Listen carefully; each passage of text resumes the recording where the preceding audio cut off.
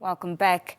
Alisa Amupolo, the former Chief Executive Officer, was entrusted to lead PowerCom from March 2016 until May 2021. Now, she was the champion of new PowerCom mission to provide world-class communications infrastructure that enables connectivity to all industries for economic transformation.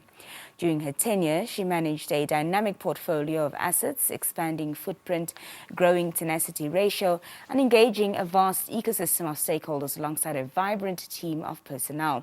She now joins us this morning to recap on her time at PowerCom, a subsidiary of Telecom Namibia Limited. Good morning and welcome.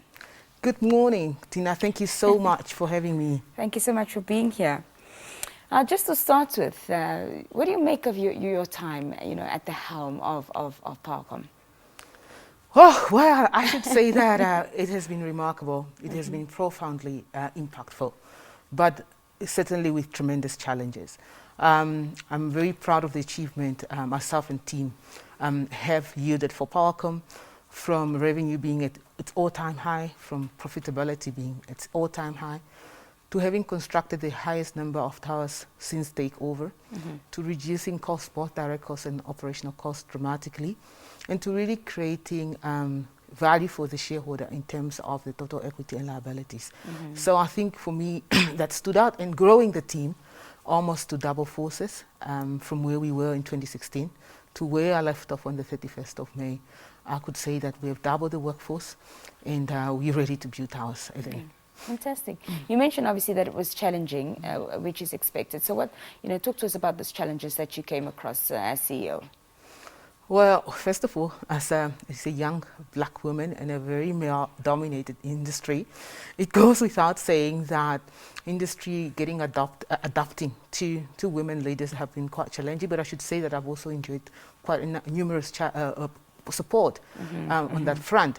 But also just working with a very lean, suboptimal structure, and coming from a major acquisition background, where there are normally legacy issues associated to when you acquire assets and infrastructure from a company and consolidate. So navigating those legacy issues and getting past them was quite challenging, but most importantly also a very complex stakeholder ecosystem in terms of land for towers, in terms of environmental clearance for towers. It has been very challenging navigating all of them so that we can deliver new infrastructure. And how much of an issue was policies when it came to implementing new strategies? Very, very pertinent, especially given the Harambee Prosperity Plan. 1 and now 2, making sure that there is alignments to national objectives, but equally also making sure that as PowerCom, we realign ourselves to the shareholder objectives, which is Telecom Namibia, which ultimately is a government entity. And also just really trying to balance between being a PTY, but also realizing that we actually are owned by government indirectly by virtue of ownership. So it is very, very pertinent in realizing our objective, because at the end of the day, we were solving a national endeavor. We were trying to create economic transformation through ICT infrastructure and connectivity. Now, COVID-19, triggered an unprecedented reliance on ICTs among large segments of the world population. Did the pandemic pose a challenge to, for Namibia's ICT sector? Yes, it was maybe, for lack of a better word, a rude awakening to realizing just how much digital divide exists in Namibia, especially when remote working and e-learning shift happened so rapidly. So essentially, we had realized that there was an urgent need to roll out more infrastructure. There was an outcry of kids not being able to access e-learning. There was an outcry of people not being able to access information simply because there wasn't enough coverage. So that really disrupted in an unprecedented manner, and it had created an agency. And I think, as the new incoming CEO of PowerCom says, that this pandemic should not go to waste. It's now time for us to really transform and digitalize the economy. There is no better time to do it than now, simply because of that need that has been placed, the demand that has been placed on infrastructure. So I think for the industry like ICT, it has really benefited favorably, it's always the telemedicine industry and the ICT industry when you look at economic trends that have really recorded a high number of growth thanks to the pandemic. Just out of for interest's sake, what are your thoughts around how Namibia should go around, narrowing this digital divide? It's really looking at it on both fronts, on two fronts, two folds. The back end of the value chain, which is your accessibility, your infrastructure access, and then you have the front end of the value chain, which is really the usage and the uptake. Now, on the back end, there have been a national government endeavor to make sure there's 100% population coverage. Now, that's the bandwagon that PowerCom has jumped on.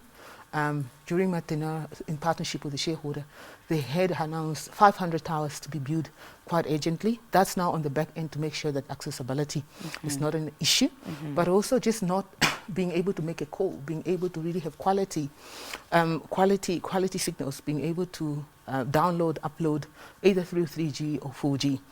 That's access. Then you have on the usage on the front end, where you're really saying that it's just not good enough to be able to Facebook. You should be able to derive optimum value from that access, from that connectivity.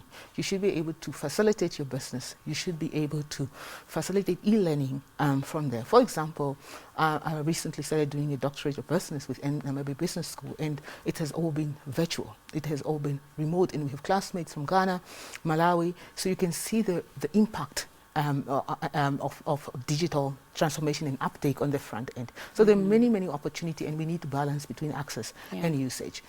How prepared do you think Namibia is for the fourth IR? Well, on the back end, you could say that, with WACS, submarine cable landing on the coastal side, with fiber optics, with wireless infrastructure that we're seeing that we're moving towards 100% network coverage. In terms of the infrastructure, we definitely ready, especially in urban areas. It's now the actual digitization of the value chain on the front end. Using robotics, for example, with the cargo at Namport, the heavy volume of cargoes. Eventually, you want to see robotics facilitating that cargoes rather than having a crane with a human behind, and utilizing those humans for other activities, for other innovative activities. You want to see the Internet of Things, you want to see artificial intelligence, and I think just last night we saw that the University of Namibia had an artificial intelligence talk, so we're moving towards that direction, but we're not there yet. Fantastic. Well, your tenure has come to an end at PowerCom. What does the future hold for you? Wow, that's a big question. I should tell you, Nina, I've gotten that question so many times. Are you going international? Are you still going to be here? I'm still positioning myself to make an impact to corporate Namibia and to deploy my skills very effectively. At this stage, we're taking this month to just reflect on the achievements, on the learnings, the highs, the lows, and then gear up to explore new adventure and see what the future holds. But I'm ready to serve Namibia, to make an impact to corporate Namibia, whether it's from home or internationally, as long as it transforms our economy. Yeah. Fantastic. Any final remarks from you this morning, Alisa? Yes, maybe it's just to congratulate the incoming CEO, Mr. Bietes Amadila, who recently took over on the 1st of June. Obviously, my message to him would be that PowerCom is well positioned to become a dedicated infraco. He can build on that foundation. But as you know, it's a government-owned entity, it's a state-owned entity. Government would want the returns, and with government, they need money, and they need service. So if he focuses on that, then he's on the right direction. Fantastic. Well, thank you so much for being here, and all the best with your future endeavors. Oh, thank you, Nina. All the best as well. That was Alisa Amupolo, who is the former Chief Executive Officer of PowerCom, speaking to us this morning. We'll be right back after the short break.